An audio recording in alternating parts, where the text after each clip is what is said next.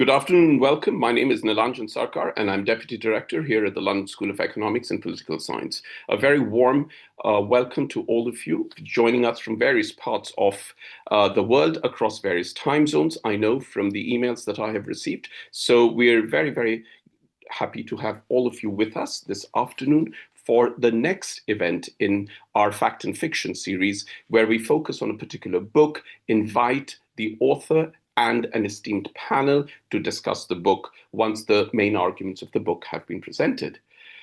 This afternoon's event, which is titled Tongues Set Free, Migration and Language in South Asia, focuses on Father Tongue Motherland, The Birth of Languages in South Asia, published in 2025 by Peggy Mohan. Here it is. And I'm delighted to say that Peggy Mohan joins us along with the panel of experts. I'm not going to say too much about the contents because the author will introduce the book herself. But before that, a very warm welcome to everyone, all members of the audience. Please note that this event is happening via Zoom and is being live streamed on YouTube. And the chat function is enabled. As you can see that we've written over there that please do type your questions over here. You're very welcome to ask questions based on the discussion. You can ask a question to an individual panelist. You can also pose a question to the entire panel, and I'll pose it to the panelists at irregular intervals. If you are going to ask a question to a particular panelist, then please do mention who the question is for so that we know, and I will read it out verbatim. If you are the kinds who tweet, then please do tag us. You'll see the Twitter handles in the information that is provided on your screen just below the YouTube that you can see. Now, an important thing to say over here is that had this event been happening on site at LSE, members of the audience at LSE have the right to ask questions without revealing their identity and without mentioning their name. So in order to remain close to that spirit, when I ask questions asked by you, I will not be reading out your names. I'll simply be reading out the questions, even if your name is visible in the chat box. We've just had a very brief conversation before we came live on air to decide the order of the speakers, and it is now my very pleasant duty to introduce the panelists in the order in which they will speak. As I mentioned, our first speaker is Dr. Peggy Mohan, who is visiting professor at Ashoka University in Sonepat and author of Father Tongue Motherland, The Birth of Languages in South Asia, which was published earlier this year and will form the principal concern and focus of this afternoon's discussion. After that, Dr. Ganesh Devy is chief editor of the People's Linguistic Survey of India, a unique multi-volume, multilingual survey of 780 living languages of India. And Dr. Devy is founder of the Bhasha Research Centre in Baroda. Christi Merrill is professor of South Asian literature and associate professor of comparative literature at the University of Michigan, and author of Genres of Real Life, Mediating Stories of Injustice Across Languages, which is forthcoming. I must say over here that unfortunately, Dr. Nicholas Ostler, who was supposed to join us, is unable to join us for personal reasons and sends his many apologies. The discussant for this afternoon's event is Tej Bhatia, who is Professor Emeritus of Linguistics and Director of South Asian Languages at Syracuse University, and Editor-in-Chief of Brill Research Perspectives in Multilingualism and Second Language Acquisition. Everyone, welcome to this afternoon's event. Everyone who's watching us, welcome to you too. Peggy Mohan, please speak now. You have about 10 minutes. Okay, thank you very much, Professor Sarkar. Let me see if I can very sankshipt mein give you a picture of the book and how I got into it. I think we've all been through the experience of learning Sanskrit or Latin or whatever and hearing about this language being descended from this other language, as though it was just a single line of descent, usually what I would call the paternal line of descent, the same way we think that in our families we are just descended from the male line. And yet when I came to India many years ago, almost 50 years ago, I found that there was something very familiar in the way all the languages of North India lined up like the Romance languages of Southern Europe. And they didn't look like Sanskrit really in the same way that the European languages did not look like Latin. And then something else came to my mind, since I'm from the Caribbean and I got into the University of the West Indies when, in the heyday of Creole studies, I suddenly realized that there was something else that could be going on. Creole studies brought in the idea of languages having a two-stranded ancestry. Initially, it was just that, two-stranded, that we had a West African substratum and we had European languages as lexifiers giving the vocabulary. And I found, okay, this is very interesting, because could this perhaps explain why languages like across the north of India, down into Marathi and all the way up to Assamese, didn't look like Sanskrit in pretty much the same sort of way? Could something similar to Creoles be going on there? And when I started writing by about 2017, the genetics papers which discuss the Y DNA and not just the maternal MT, mitochondrial DNA, the Y DNA, the paternal descent line started coming out. And we saw that there were migrations into India, where many of the migrants seemed to be male. And they obviously interbred with local women. So here, in a genetic sense, were again a two-stranded model. And the languages seem to be two-stranded in a similar sort of a way. So what actually was happening? Did we have something like a Creole situation where words that looked a lot like Sanskrit or the Prakrits were there overlaid on something that was older? And older in what way? What could have been there before the whole Sanskrit adventure started in South Asia? So could we play with the Pigeon Creole model? First, one thing that I think I have added in my book is, it may be Creole, but pigeons don't have a place in it, because we didn't have any idea of chaos in Indian history. And in fact, many in the Caribbean are now saying, linguists, that they don't see any Creoles there either. Creoles are a very specific thing, short-term male migrations. But what did we have then? And we had something that we've never been able to fit into theory, but we've always talked about, which is Prakrits. Now, what were Prakrits? Prakrits are crazily similar to Sanskrit, but in a funny way local. Like Indian English is not generally violating any rules of English, but local. So we had a Prakrit phase, and we had a later phase when suddenly features that did not come from the settler language uh, emerged. So again, a two-stranded model and a two-step process. The initial process is the migrants came in and met either very educated men who quickly learn their languages. We've seen this happening in Goa in historical time, with men coming up to the Portuguese and saying, "We'll learn your language." So we had that happening. And then we had a later time when all the locals who may not have even been in any way directly linked to the settlers uh, got into the act and started adopting vocabulary. So we had so the two-step pattern. When I talked to people who are doing Creole work in the Caribbean, they also said, yeah, we think that's actually what happened there too.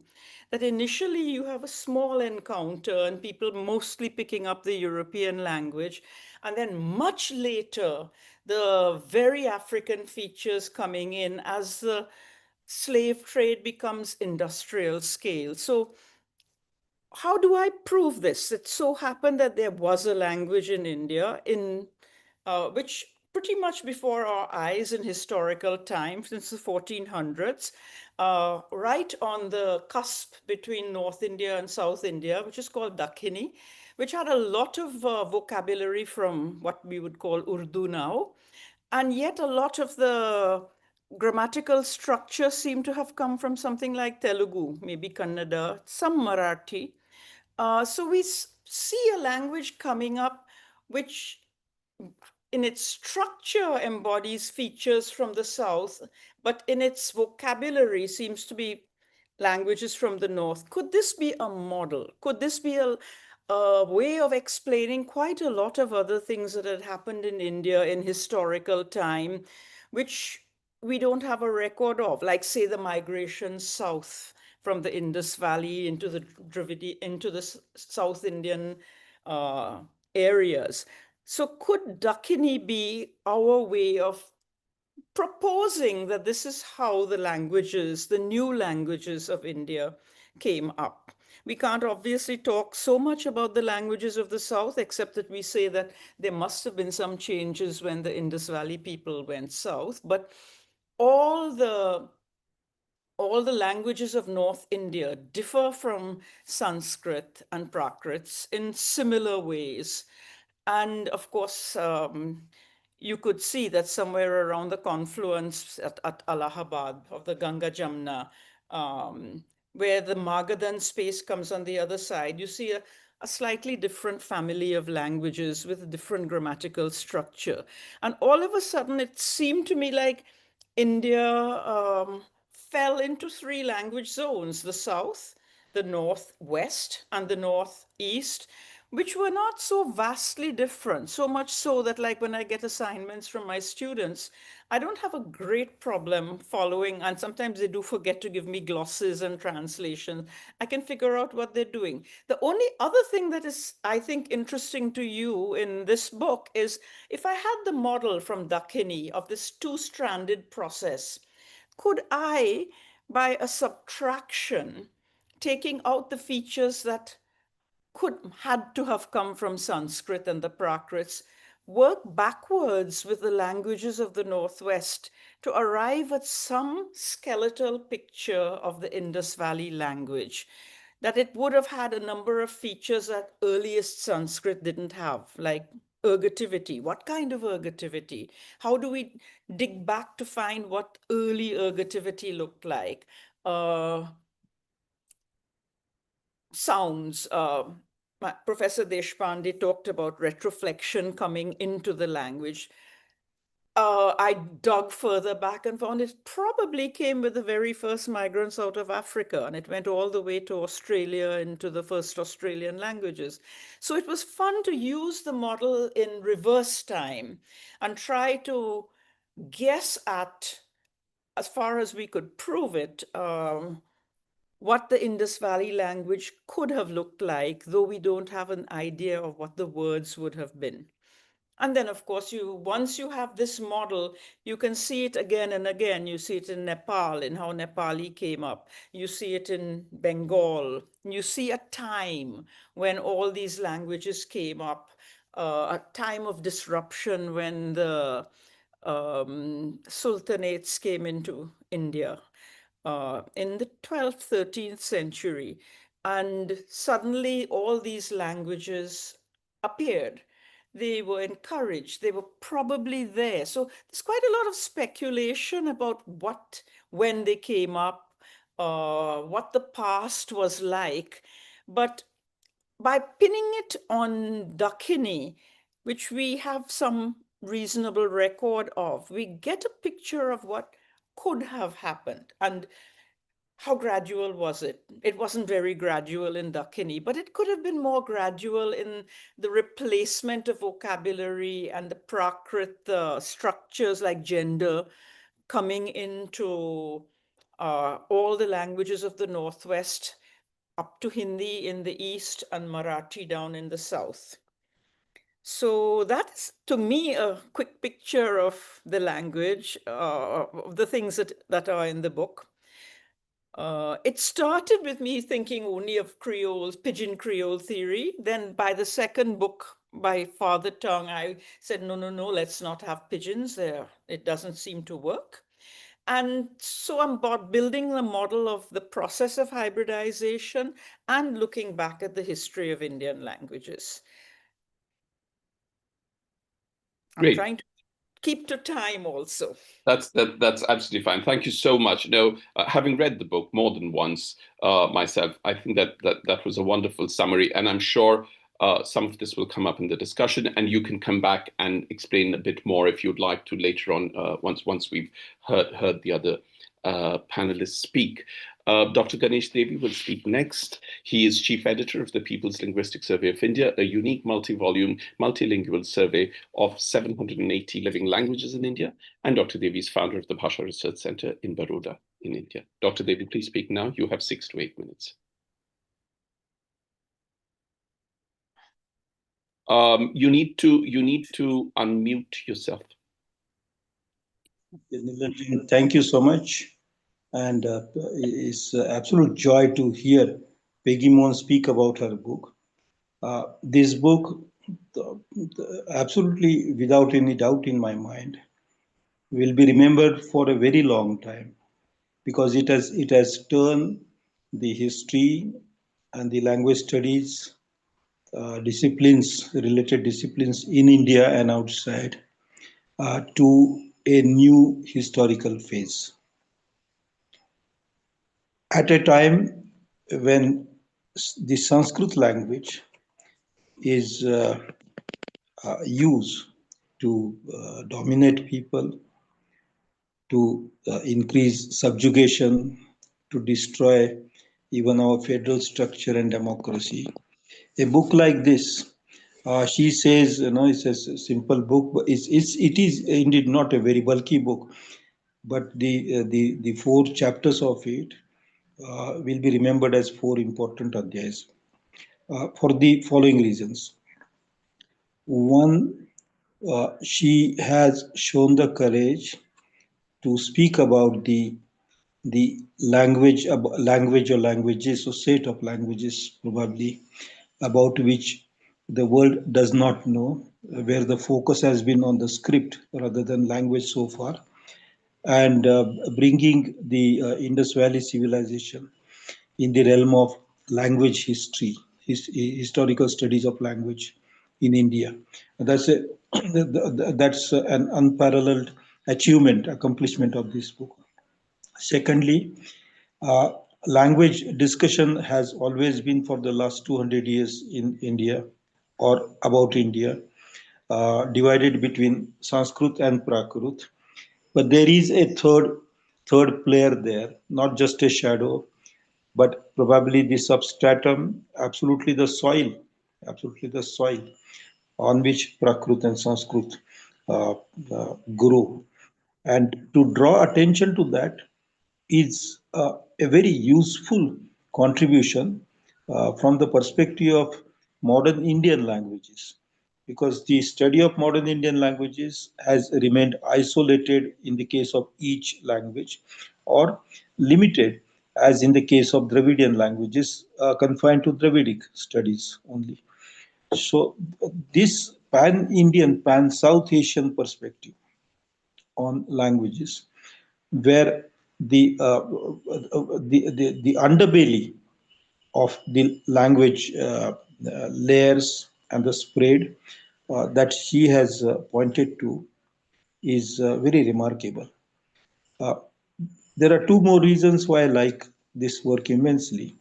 I just admire it, and that is, uh, she takes theory to language study, but she takes languages to create a new theory of language. And the compass that she had chosen, the scope she had chosen, is bound to leave linguistics transformed in a significant way.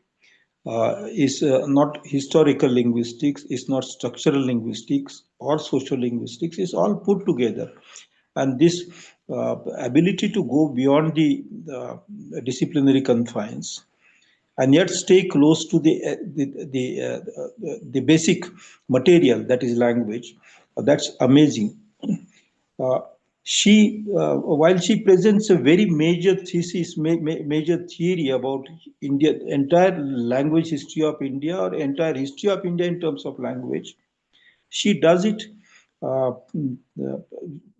without any claims at breaking ground, introducing a new Einstein-like theory or something. She presents it as if she's playing piano. She is a marvelous storyteller. And in fact, sometimes as I was reading the book and I read it twice, I felt that her storytelling might actually make the reader forget that she's saying something so fundamentally important, that not just language and linguistics, literature and history, but many other disciplines will have to think about it. Fortunately, it has come at a time, and I'll stop in a minute, at a time when the new revelations coming from genetics have created debates in the country where science is misused to present already made views about people and their histories. And at such a time, the histories of language mixes in India, the Pidgins and the Creoles, and the encounter in language mix, and the border languages and the marginal languages, is an extremely daring and timely political statement. I will not be surprised if in 10 or 15 years' time, the Bhojpuri speakers demand and get their own state after Peggy Mohan's book. Not just this, even the last book. Thank you very much. Thank you so much, Dr. Devi. Christi Merrill, who's our next speaker, is Professor of South Asian Literature and Associate Professor of Comparative Literature at the University of Michigan, and author of Genres of Real Life, Mediating Stories of Injustice Across Languages, which is forthcoming based on a project of hers. Christi, please speak now. You have 6 to 8 minutes. Thank you very much for this invitation, for getting to be part of this discussion. And thank you, Dr. Mohan, for this book, which is really, I'm going to teach it next semester. I teach a class called Language Justice in South Asia, and I want to kind of contextualize what I'm going to say based on that experience. I am trained as a comparative literature scholar, so not a linguist, but very very inspired and have envy of all that linguists do, especially you. I started teaching that course because so many of my colleagues who teach languages said we need an overview of some of the issues that we're encountering as students are studying the language. We need a bigger picture. And one of the things that has been really hard for our students is how these different languages that their parents speak, their grandparents speak, are narrativized. And they have been struggling with something that it sounds like you've been struggling with since you were little. And I think you offer some important insights and also a method that really helps us, including in this age when we are thinking about how to train our students who have access to large language models and AI tools. And it's something I've been thinking about a lot, and I'm actually collaborating with a linguist and doing some work kind of thinking about how we approach languages.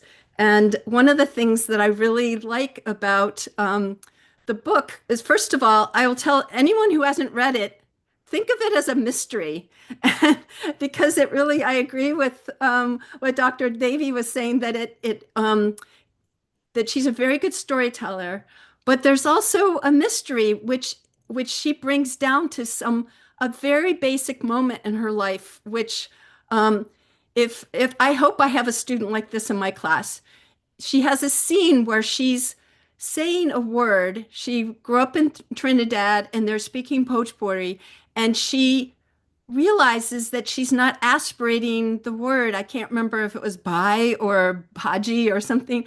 And she realizes that no one's corrected her, but that she's hearing that distinction. And she brings it down to a really specific moment and then shows how that moment of one speaker offers you insight into someone who's grown up with multiple languages, multiple speakers around them, and are trying to figure out how they place themselves in this universe of people speaking many languages around them. and tells a story about that and shows the bigger connections so that the little people like herself, other people, and the big people, the Barelog, are going to are part of an ongoing enterprise that really thinks about how languages grow and develop. I thought the two-strand model is really interesting. If you think of a family tree, which she does throughout the book, you, as a person, you think about your inheritances from both your maternal and paternal side. And she points out how patriarchal many of our classificatory systems of languages are, and therefore the stories we tell about them, that as if you only go through the paternal line, when we know that's not the case. And her one, I think, really important insight is that if you have a father who's from one area, marries a local woman, and the kids grow up hearing both these languages, that's going to create an effect that keeps redounding throughout the generations. And I think that it seems simple, but when you work it out and see how much anguish is caused by people having to pick one alliance or another, or naming something with a very strict lineage, you see that it doesn't really correspond to the lived experiences of people. Doesn't now, hasn't for generations upon generations. It's a very convincing argument, but it's also a very engaging, interesting argument that has an emotional component. Another just small, for instance, that really captured my attention. She talks about her grandmother purposely avoiding certain ways of speaking to appear so as not to appear uneducated, and understands that when she's eliciting different samples from people that she's interviewing, and is thinking about both what we know about the language and that story we tell, and how that ends up really affecting how we present and how we speak to each other. So to me, as someone trained in comparative literature, I'm really thinking too about these stories that we tell about the languages as we speak them. And that's part of our both training in a formal way and our informal training, and how those come together. And I think I in my class, I teach both Grierson and the People's Linguistic Survey of India that Dr. Devy gifted to our university. And we have the students go in and look up things and compare them. And now with this extra layer of Dr. Mohan's book, I think they're going to have an even richer exploration. Thank you again. Thank you very much. I'm delighted to say that our discussant for this afternoon is Tejpatia. He gets the joy of playing two roles: to give his own view on the book and then fostering a discussion. Tejpatia is now Professor Emeritus of Linguistics and Director of South Asian Languages at Syracuse University, and Editor-in-Chief of Brill Research Perspectives in Multilingualism and Second Language Acquisition. Please speak now.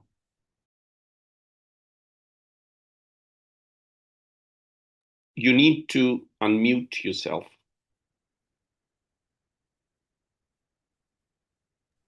Yeah. Thank you, Dr. Sarkar. Thank you, Professor Mohan, and our panelists.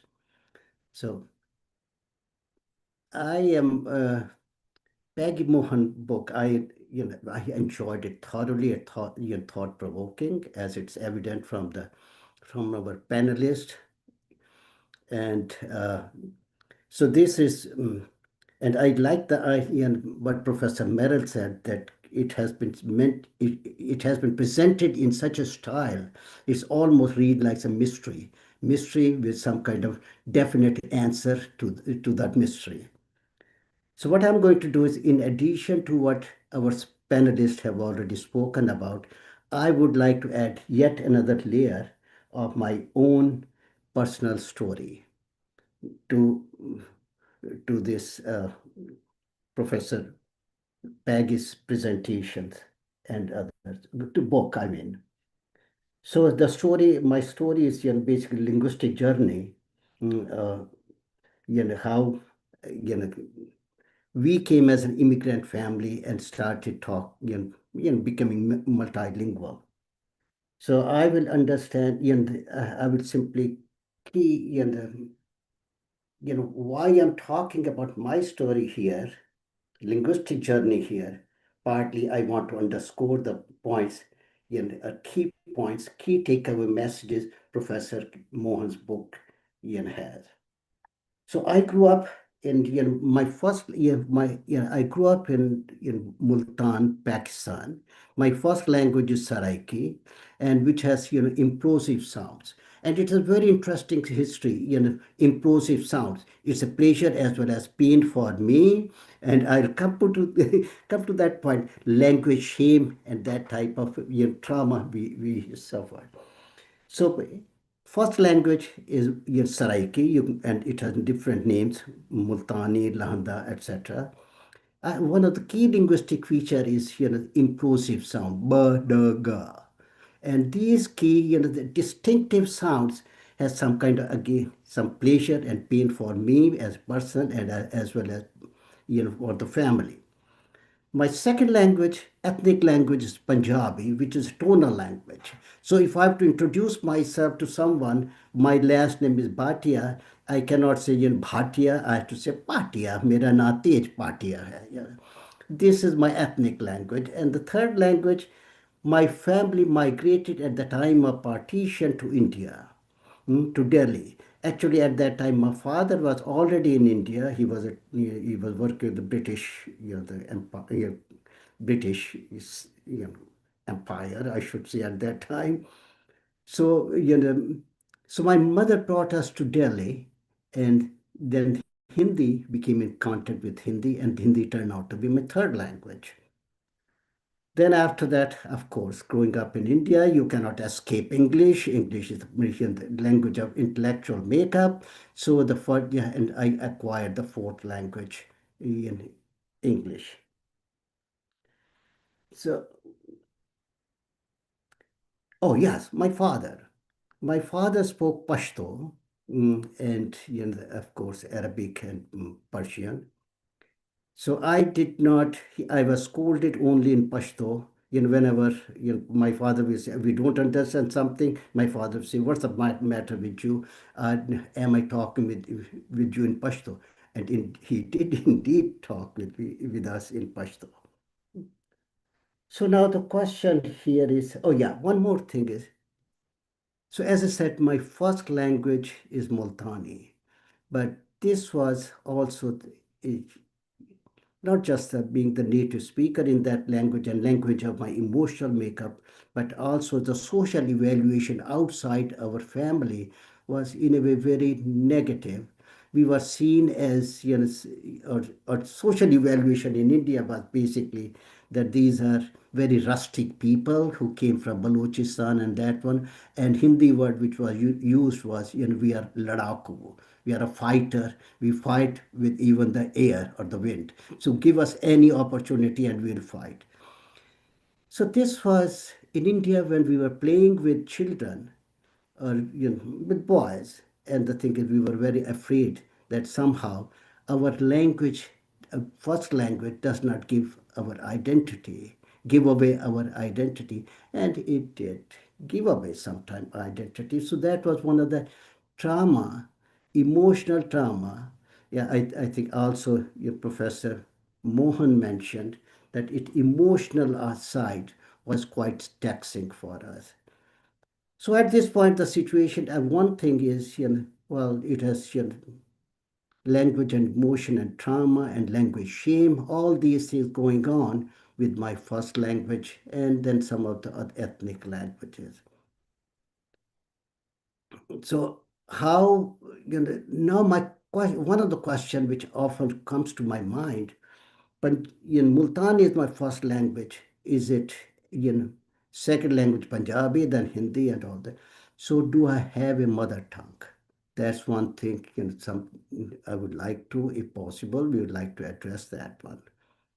So another hallmark of Professor Mohan's book, that hybridization in the form of code mixing and code switching. And this is one of the topic I'm very excited about. I write about it. And what is language hybridization in the context of code mixing and code switching?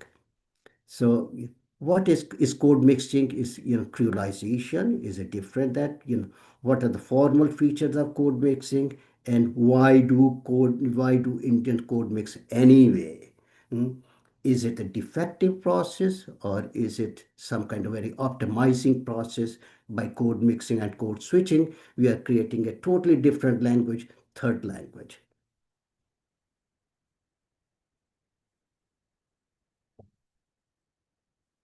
Sorry, I thought you were going to say a bit more. Yeah. But no, that's Okay. absolutely fine. Shall we do it this way? Dr. Mohan, would you like to come in and respond to a few of the things that have been raised, and then we can take it from there? Does that sound all right to you? Okay. Oh, well, there's one thing that Professor Merrill said that I am glad came up. It's the whole issue of narrative, what would you call it, storytelling, and the concept of an LLM. And I'm finding that, especially in the work that I'm doing now, that is coming more and more to the fore, apart from the fact that we learn in a very similar way to AI models. That children have child-size LLMs. You see little children in the US, in India, not really starting to speak until they're around a large enough group of children.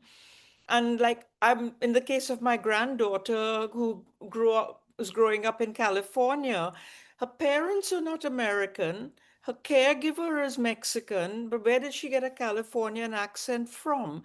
Well, the answer is in the time of the lockdown, there wasn't that much of a child peer group. So then she started finding that, well, she didn't speak until the lockdown lifted. And then they had something called a child size LLM for them to internalize and train themselves on. So I like the idea that it's that the future projection of all this work is coming in that idea. I played around with in my earlier work just getting huge samples of language, because you could never get an Indian villager who had not been to school to tell you a translation of something that you could get from a linguist. You want to get a sentence with an ergative, you cannot ask a villager for it. But if you get enough villagers talking long enough, you'll get examples of these things. And the other thing that was probably might be interesting to Professor Merrill is that in my later work that I'm doing now, I'm finding that there is such a thing as storytelling, even among people who never read or write, which follows the norms of literature. It's not the same thing as uh, conversation, which just doesn't go very deep. And that I found that, going even into tribes in the south of, we talked for some time when I was in South India earlier this year, a Koraga tribe. The man we interviewed, my students and I, was clearly speaking the way I'm speaking now. He's lecturing. He's not self-conscious and breaking off sentences and needing to be stimulated by questions. He launched into a mode which was the same thing as your LLM, and it was something in between spoken and written, following the norms of written language, and must be more difficult because you don't have an edit function. You can't go back and correct something, but they do speak like that. I'm doing it right now. There are many times I could break off and not finish a sentence, but we keep our minds together and do this because storytelling is actually a part of the repertoire. And I only just recently realized that it's a very important part of how everyone speaks, not just literate people. Did you want to say anything in response to the points that Tej Bhatia raised? One is of, do we have mother tongues, given the language trajectory that he himself said of himself? The other was actually what I also thought was very interesting was the whole question of hybridization, code meaning, code switching, and, what, if anything, are identifying features. I think Tej Bhatia used formal features, but, what are the identifying things? And also that why does it happen? Is it, along with the things that have been said, is it a survival strategy of a language that it mutates as people speak? But yes. Think about it this way. If you lived in a world where people weren't mostly monolingual, you'd be asking the question another way. The idea that you should wonder if you have one mother tongue means that the question's coming from a very different sort of society where it's assumed that you will. I also don't know, is Creole my mother tongue? There's a problem with this question, because the first language that you learn, like be it your Punjabi and your Saraiki, don't go very far. They don't follow you into school.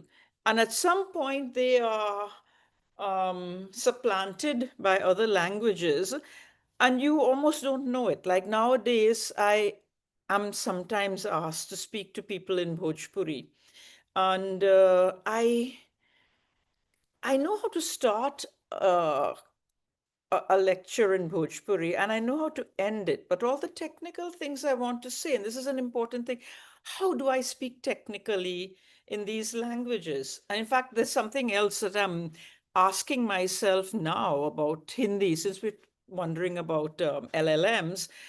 Is written Hindi not contaminated data? Because so much Hindi, especially technical Hindi, is translated from English.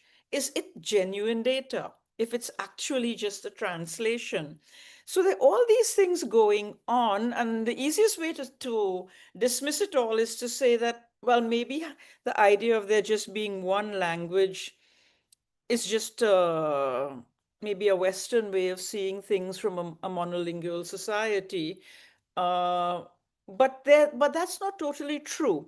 I think that given over time, people do tend to dwindle down to the minimum number of languages. So that is something that we find happening. Like when we speak 3, 4 languages, our kids speak 2 and their children speak 1. So there is a dwindling down. It's almost as though it's computationally inefficient to have that much parallel operating systems. So these are all questions that suddenly come up as one is trying to move forward with this and not just look back into the past. What is India's future? What are we going to find our children doing?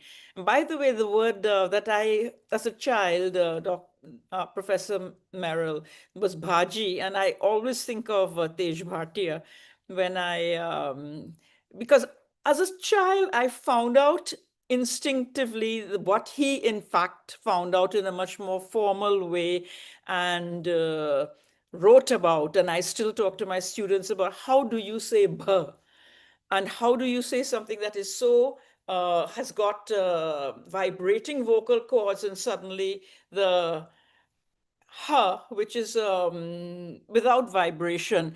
And I understood it as a child that I'd been saying pa and no one had corrected me. Paji, paji. And then one day it just suddenly came to me and I understood that I had done something interesting, and then I also realized I couldn't whisper it. So what kind of a kid that must have been. I even remember where I was standing, but maybe that's where it all started. I think what was my mother tongue? I don't know. Thank you. I just want to say once that to those who are watching on YouTube that please do feel free to ask questions via the chat box if you'd like to. Did anyone else want to come in on the question of mother tongue, and especially also the other thing that almost all of you referred to in different ways is the emotional anchoring of whichever language one knows, and in which language do we sort of feel emotion, or what we consider our emotional language, or language shame, or whatever. Shame is also an emotion. Did anyone, Christi, did you want to say something about what was being discussed? Oh, thank you. Yeah, I was going to say I ended up going to graduate school and doing an MFA in translation, working on the oral-based tales of Vijayandatha, and the Baton Rifowari are in our library, and they have been categorized in the library in 3 different ways. They've been called Hindi, which is officially, all the tongues in Rajasthan are grouped under the category of Hindi, but the Sahitya Academy has now a category for Rajasthani, and then he's also in a Marwari speaking area. And this is, I can't remember if this was in the book, but so many times when I talk to people, they talked about Har 24 kos, boli or pani badalti hai, and sometimes they say boli or pagadi, your turban, your turban and your language, or the water changes. And I interviewed storytellers who were exactly as you're saying, Dr. Mohan, that they switched from colloquial into a storytelling mode. And a lot of those presentations, when you read the People's Linguistic Survey, I can almost hear that switch when it's a storytelling mode versus a more colloquial mode. And I think that way that they are switching from a formal storytelling mode into a colloquial mode requires as much training as someone who's gone to school. So I think there is something to the thing I've been hearing about, which, again, not a linguist, but that there are certain speech patterns that are oral and fixed. Certain texts that we know about have been memorized in Sanskrit, but I also think that there is a more formal register. And going back to the large language models, I know that there are very few people who grow up speaking any of the dialects in Rajasthan who describe it that way.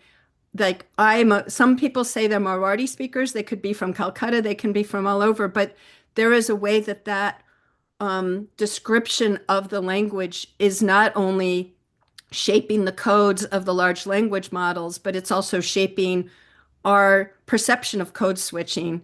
And so I think that's a connection that I think Dr. Bhatia was making as well. Dr. Devy, would you like to say something about mother tongue, language, emotion?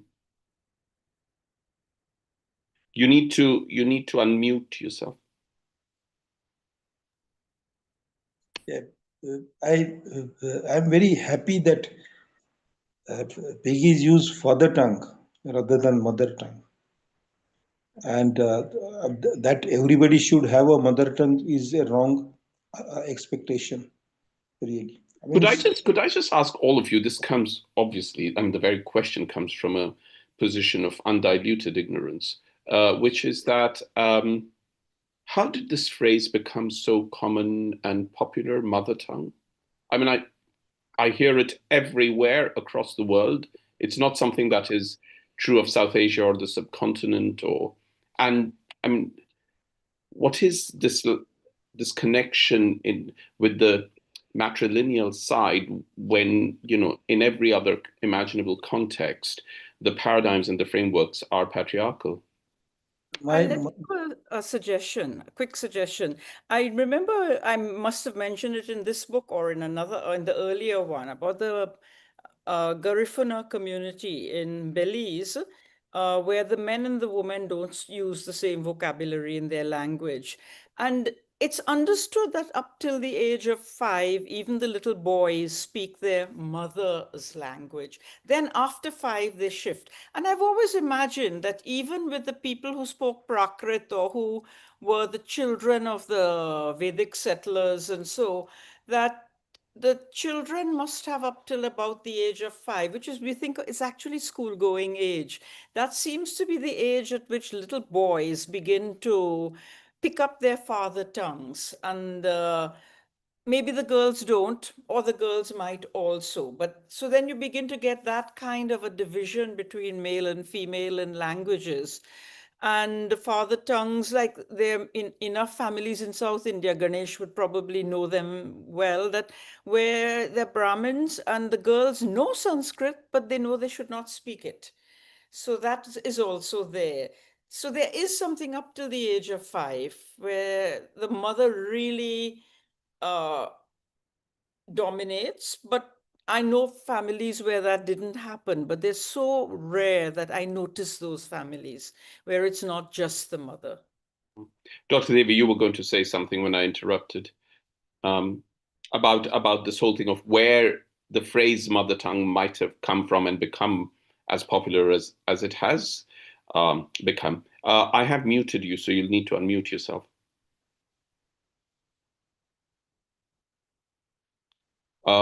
Dr. Devi, can you hear me? Yeah, I was going to say that the term mother tongue by itself is a relatively recent addition to human wisdom on languages. And my information, what I gathered is, it is only after people started thinking of nations, and then the invasion of other nations required soldiers to learn other tongues as against mother tongues. Nationalism of single language nation, making some language more central than all other languages. But this term doesn't feature in earlier literature on languages or linguistics, to the best of my knowledge, in many Indian traditions. So it is a nation and its education and the idea of wrong ideas of civilization force people to adopt this, some idea for false identity of having one language as mother tongue. Uh, this it is not like every monolingual nation, people with monolingual people in a nation are necessarily. It is that they didn't have opportunity of learning other languages. But as far as I can see and think and imagine, humans are primarily multilingual uh, in every sense. We do have one question, which I'm just going to ask, and I'm sure there will be more questions, or I hope there will be. But did anyone want to come in on what Tejpatia mentioned about hybridization? Christi or Dr. Devi, did any of you want to say anything on how and why these happen, and in line with what we've been discussing? Yeah. Actually, I want to ask a question to Peggy, Mohan, if you permit me. And that is,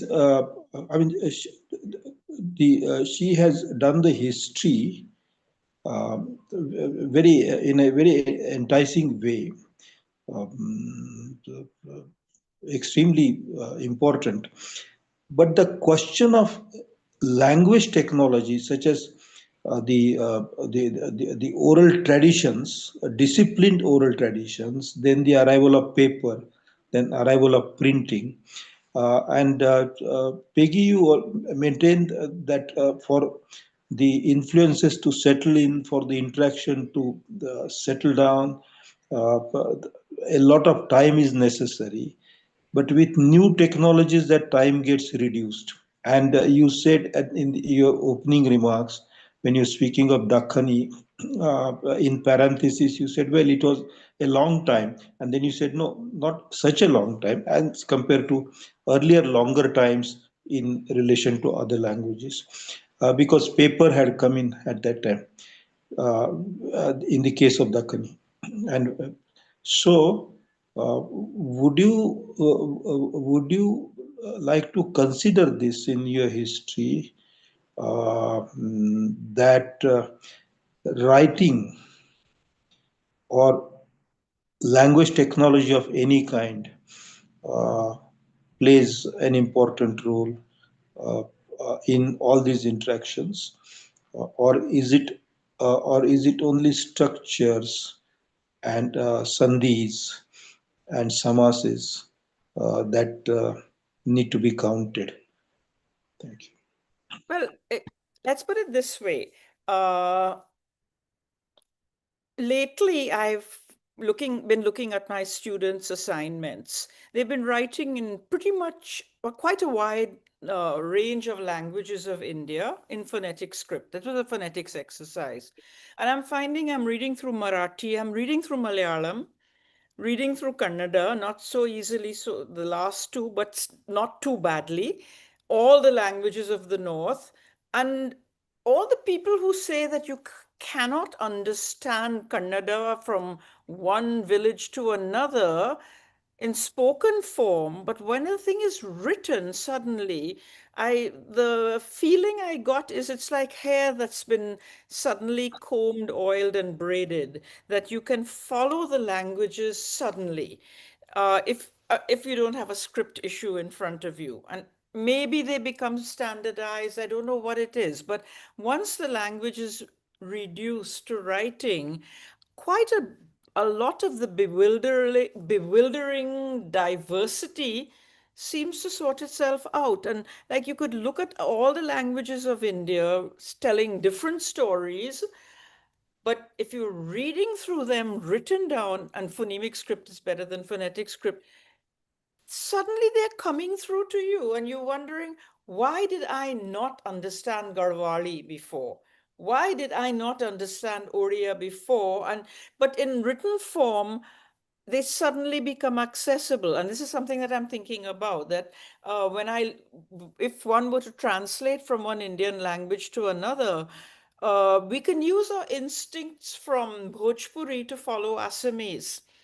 You can understand leave some of your instincts can even help you with Dakhani, so that when you make Indian, so the written mode is a different thing. And my latest thinking is that if India has to integrate in some way, in that we can have a very quick translation mechanism to understand each other's languages, written is just right for it. But to leave oral language alone, let the diversity be in that area where people will have a safe space. So orality is the safe space, and literacy, suddenly we begin to see the hair braided neatly and in the same long rows. Is that what you mean? Like, That and will you also asked me something else earlier about Bhojpuri. 50 years back, I would have said for sure Bhojpuri needs to be, it is a separate language from Hindi. But lately, I'm beginning to find that,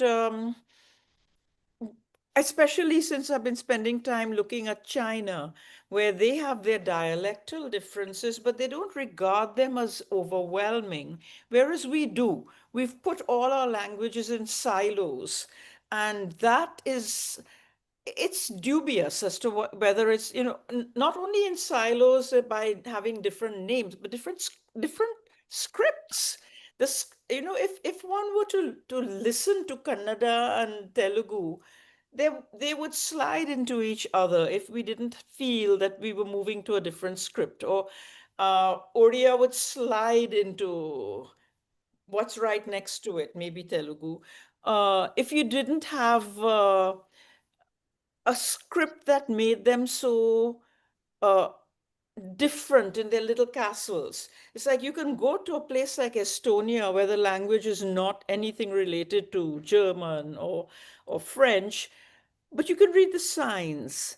And in some way, are we perhaps pushing all written form too far apart, when in fact we should just let the spoken form be completely free to roam and do what it wants, but that to try to keep ourselves together in written mode? Because by having so many languages that are not able to engage with technology and just have English doing it. I don't know if we're doing ourselves any favors in the long run. So I'm ready as a Bhojpuri speaker to say, all right, I don't want my own silo.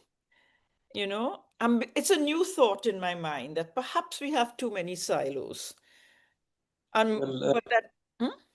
English written in Devanagari script in India might Hmm. be that will allow English to become a language localized in India, written in Devanagari. Uh, I'm not sure. The thing is, what's the percentage of India that does not really feel comfortable with English? It's anything between 80 and 90%. That's a huge amount. So, in fact, perhaps by making them approach English, we're damning ourselves in technology. I The, disagree. The hmm? Bangla speaker feels a little more comfortable with Oriya being written in Oriya script, and Telugu speaker feels more comfortable with Telugu being Kannada being written in Kannada script. I was thinking of Hindi English divide in the country, and that's ties up with the question of federalism and imposition of one language on other languages. So therefore, if nearly 50 million people claim Bhojpuri as their mother tongue, Hmm. let But the funny thing about it, always remember, we say this, but then they all speak to you in Hindi. I cannot get a Bhojpuri speaker to agree to speak to me in Bhojpuri for more than 5 minutes because it just is inconceivable that he can speak to a professor in Bhojpuri. You know, and the same way that you meet somebody who tells you that, Kannada is terribly important, and then they speak to you in Hindi or Dakkini or something. So what's happening on the ground is a little more complicated. So long as they don't think that you are trying to take their territory, funny things happen. As I said, Bhojpuri, I cannot get them to speak to me in Bhojpuri for very long because it's not a language that you speak to a professor in. Sorry, I was just going to say if we could take the one Yeah. question that we have, I'm just going to read it out. It says, could you say, this is to you, Dr. Mohan, could you say a little more about Dakhini and how that helps us in your theory of two strands? Okay. Let's see. As far as I can reconstruct the story of Dakkini, is you have men, again, visibly men, coming into the south of India, and since they're only men, they marry. So that's the first phase of the whole thing. And you have literature in Dakkini you can read from going back to the 14th century. And I'm not very sure that it's genuine Dakkini because these people would also have known pretty good Urdu as well. So you have the males meeting local women and having families. And then I don't know how quickly this happened. It appears to have happened very quickly that a lot of local people got drawn into the cities, the um, religion also, the setup, the new setup, which was an attractive one.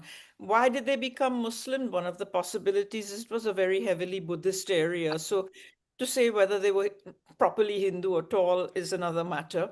So you have the second phase of the issue where people who aren't genetically related to the settlers, aren't related to the men who came in from Central Asia or Ethiopia or Iran or wherever, people who merely moved into the towns and adopted the vocabulary on top of a fairly Telugu operating system, they came second. We conflate the two when we say it's all Dakkini. Not really, but maybe over the years it has become that because even families where you can imagine that they are the Ashrafis, the Mulkis, so what you call it, the children of the settlers, you'll still get a woman saying something like "मैं जाता हूँ," which is a very Dravidian notion that gender is only in the third person. You know, मैं जाता हूँ as a woman. It comes as a surprise, but then when you think of all the South Indian languages, gender is only in the third person.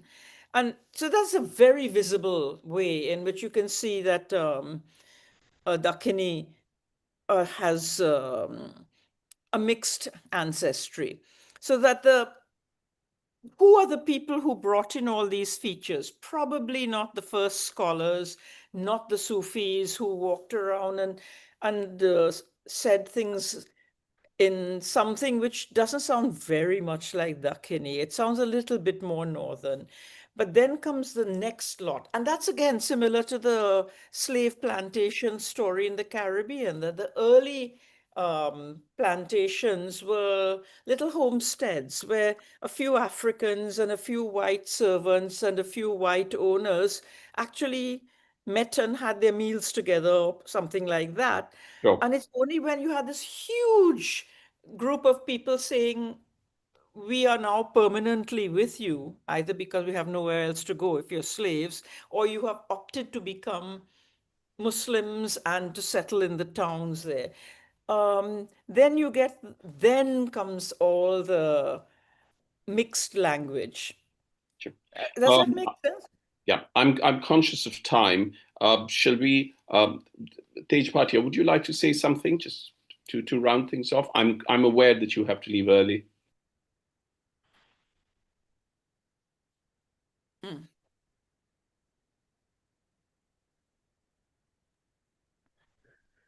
Yes, we have discussed, thrilling topics.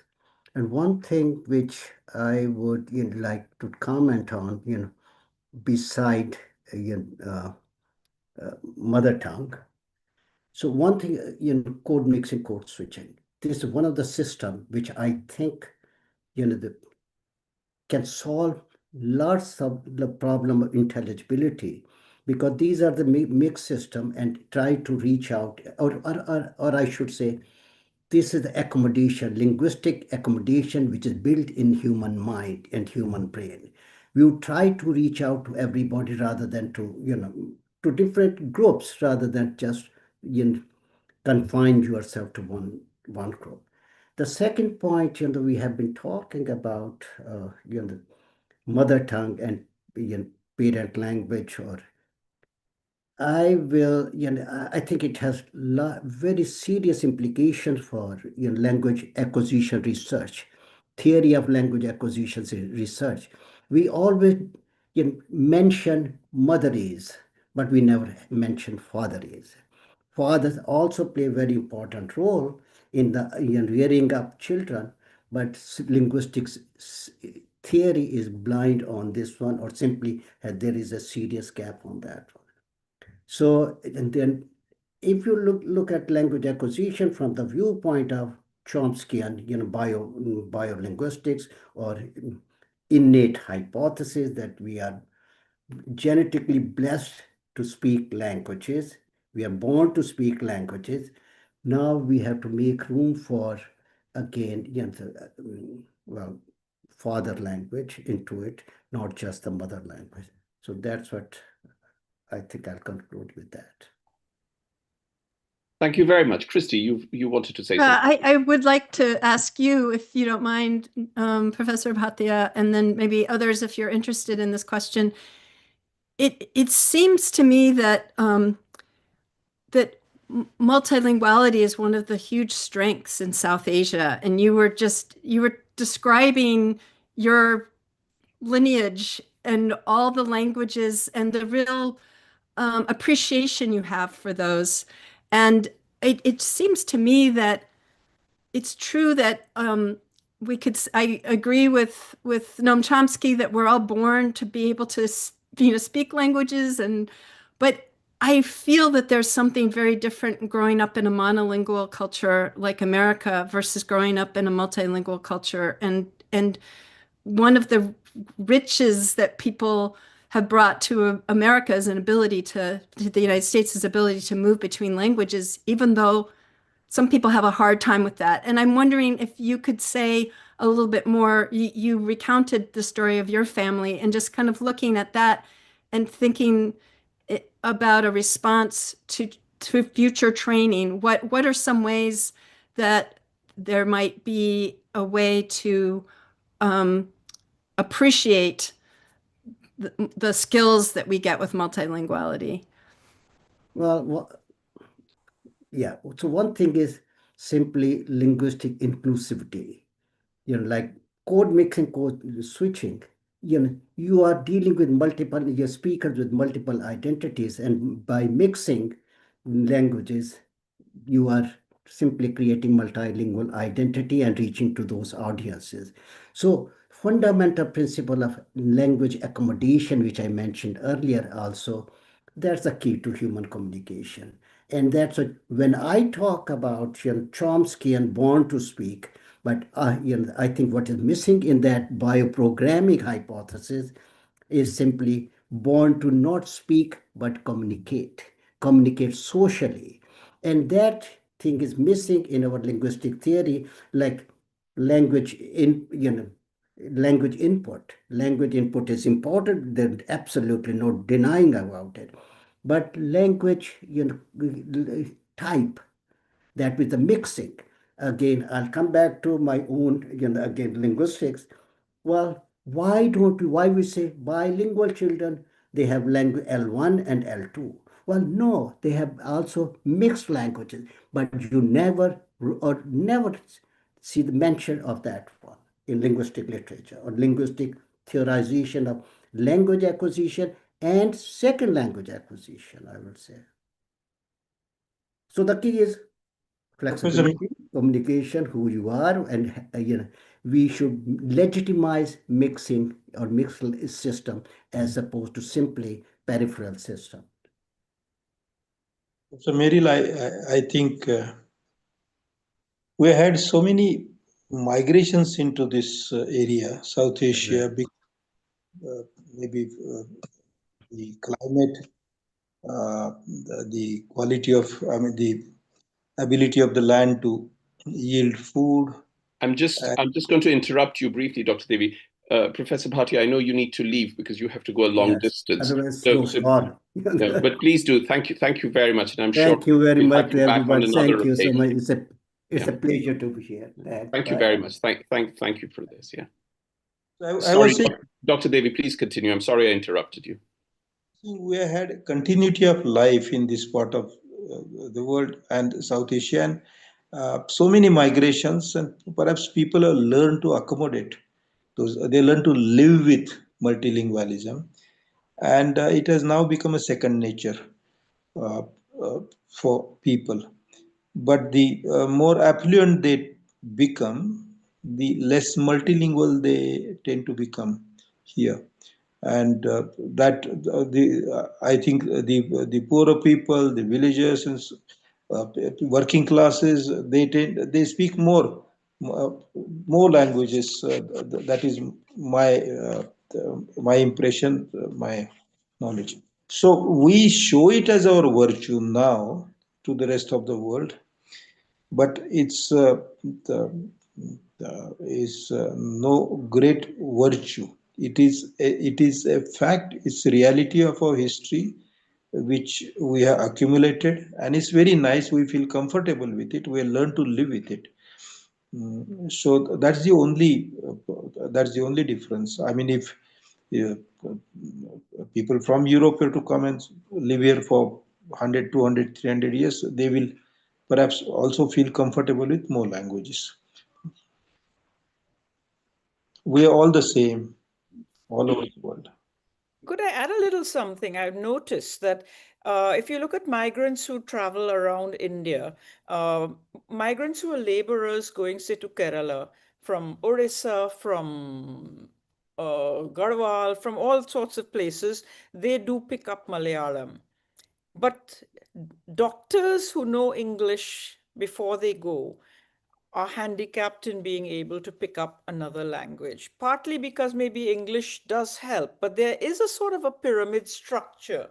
And that if you start on the top of the pyramid, it takes an amazing amount of effort to break out of that and learn languages lower down. And I think that somebody who speaks, say, very good, educated Hindi and maybe not English would have the same problem going down into the dialect. So there's a sort of a one direction highway that's there. And the term I used at one point is we have something like an off switch that we recognize when we have enough languages or enough of a language to manage our lives. Like my favorite example is old Indian men. Though they can say lion, they say loin, and they can live their lives with their children, and they'll say liar instead of lawyer, which means that they don't have a problem with the vowels. They no longer pay attention, or they maybe don't actually hear, because something about their English is enough. And that notion of enough is also probably linked to something of an LLM. Why should you struggle to keep learning if you have reached a certain point? And maybe knowing English in India does that too. So people who know English very often have a hard time learning the other languages around them. So, Professor Mohan, how I have a question for you.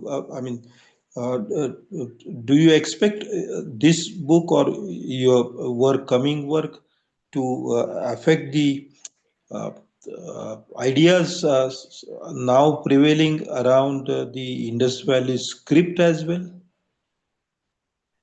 I don't know much about the Indus Valley script in that I'm not convinced it's a script. It looks to me it could just as well be QR codes or hallmarks, because look, we're talking of little seals. I come from a family that where it's a jeweler's family, and all the young boys were made to make something that looks a little bit like an Indus Valley seal before it's a rite of passage, and then they go off to study. Um, it doesn't, I don't see enough data to suggest sentences. It's probably information. But would you call it language? Is it encoded in an alphabetic or a character type system? We don't know enough. We just don't have a way of breaking into that. People are guessing, and you can tell that they're guessing. Like there's a person who said to me, "Oh, this crucible with a blowpipe in it is about gold because that's how you smelt gold." And I said, that's not how you smelt gold. There's no way a blowpipe can give you 4,000 degrees centigrade. It can solder. So it could be about jewelry. But how much guessing is going on around this?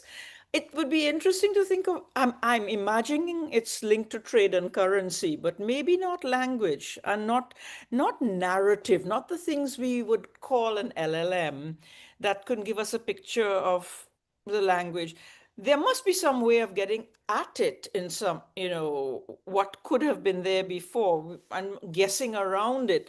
But I don't know that the seals would be the way to go, that they would yield very much. That's my personal feeling about the seals. Right. If I could just add to what Dr. Mohan was saying about migrant workers, laborers moving from one part of the country to another, presuming that everyone knows that India to start off with was linguistically divided, so there was a certain kind of linguistic cohesion to areas of settlement, even though it wasn't linguistic uniformity, as Dr. Devy has not only been saying but has also shown through his lifetime's work. But the one category that continues to surprise me when I look at it from the outside are civil servants in India, because they're invariably posted and belong to state cadres that are not their states of origin, or most commonly not. It's quite remarkable, and especially IAS officers and IPS officers, who begin from district level jobs, etc. I am often shocked at the fluency with which they pick up and speak another language, which they must have done when they were well into their 20s, because they would have, gone there having been posted over there. The point that I wanted to ask Dr. Devy, and I'd be very keen to hear what Professor Merrill also has to say about it, is, if I've understood you correctly, is that what you're saying is there's also a certain kind of elitism where there is a pride in saying that I only know one language or I only speak in X language and not in another. Was that what you were saying, Dr. Devi, or did I misunderstand you? Yeah, I was close. When we were talking about English. That's right. I mean, if the civil servants as a category have a history of language learning, emerging from the ICS and all the way to William Jones and others who came here to learn the local languages.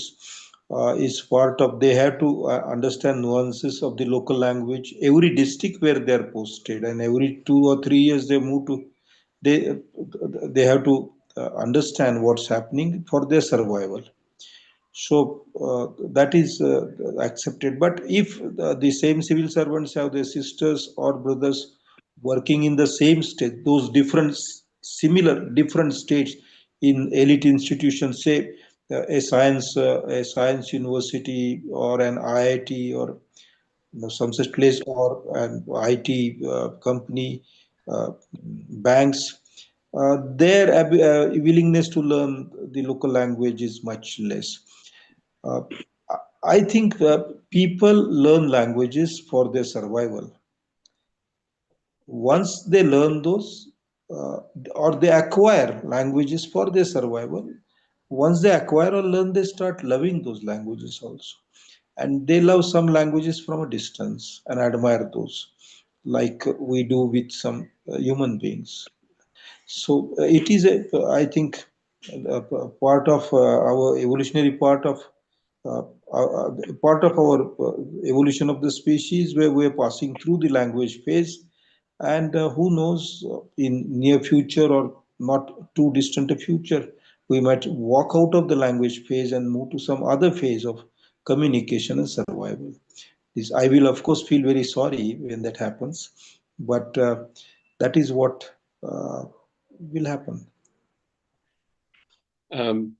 Christi, did you want to come in and say something? Yeah, thank you. And I'm glad we're getting back to that basic notion, like speaking of the emotions, that I think it's the people you love, but also when you read something, you might read it in translation and then want to study the language because you want to just know more and more and be able to, there's a different way of thinking that you have when you work in different languages, that I just say things in a different way.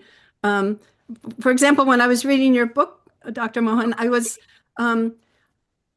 the idea of little people and big people made a lot more sense to me when I started translating it in my head into Hindi. I could conjure sentences that people had said, and I knew that way of thinking about the world and who was who are the little people and who are the big people and who identifies that way. I think that really does affect what our incentives are and our values are about learning languages. So I just want to say one basic thing that has been a mystery to me, and I don't think I can write a book about it, but I will say here, it's a mystery to me to see how people communicate in India across so many different languages and really care so much about communicating. There's a generosity, and I take your point. There's also power at work that's so much at odds with the linguistic chauvinisms and the really deleterious effects on people's ability to be social with one another. Those are two very different ways that language has been used that I think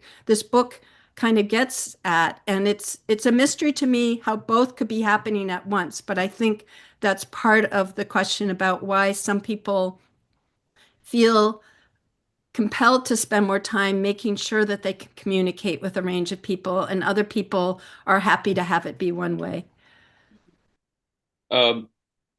Peggy, Mohan, did you want to say anything by way of closing remarks? We are coming to the end of our time. Was there anything you wanted to say? Well, yeah, I could probably pick up on what Professor Merrill just said, that always blows my mind that when I'm put in the position where I have to deal with a whole lot of data from all over India, how do I do it? And my suspicion is that underlyingly we're more alike than different.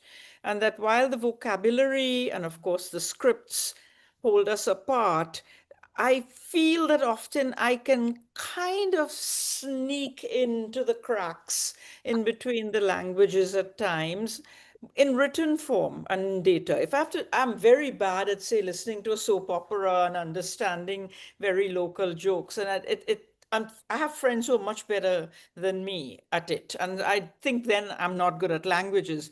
But then when I'm looking at language data across large amounts of India, what strikes me most of all is that it's actually not difficult because we are much more alike than different at one level. And it just hit me just a few days ago that what people think that it's that I know a lot of languages. No, it's one language which is like protoplasm changing, and a little Bengali will have its numeral classifiers, Hindi will have its genders, but there's a feeling of a sameness somewhere that one can. I don't feel this, say, when I'm looking at Chinese. I don't feel this when I'm looking at English. So there's something about India that holds together. And that's why we've probably never said we want to be apart. Thank you very much. I'm sorry, like all good things, this too must come to an end. Dr. Devi, please, yes, do say. I entirely endorse this idea of sameness, of that access to different languages in India becomes possible for any Indians. There's no great stress emphasis on accuracy, and Chalta Hai is the ultimate substratum of all Indian languages, and I just love it. Chalta Hai. Thank you. Thank you very much. Thank you. This has been absolutely wonderful and absolutely amazing. And for those of members of the audience, I mean, a big thank you to members of the audience who've been so loyal and have been listening to this discussion. I always, for those who do watch any of our earlier programs, I always end by saying that if there's anything good that came out of the COVID pandemic, it is that we all became technologically very savvy to be able to do things like Zoom. But it is equally true that we can't do these kinds of events unless people like you, experts like you, give so freely of your time, of your expertise, of your intellect. You all have other things to do. You all are very busy. So a very special thank you to each of you individually and to all of you collectively, because I think we are able through technology to convene these kinds of conversations, which is a privilege for those of us who are not experts. So a very, very big thank you to you, Peggy Mohan, also for writing the book, which was the focus of today's discussion, to Christi Merrill, to Ganesh Devi, and to Tej Bhatia. Thank you and goodbye.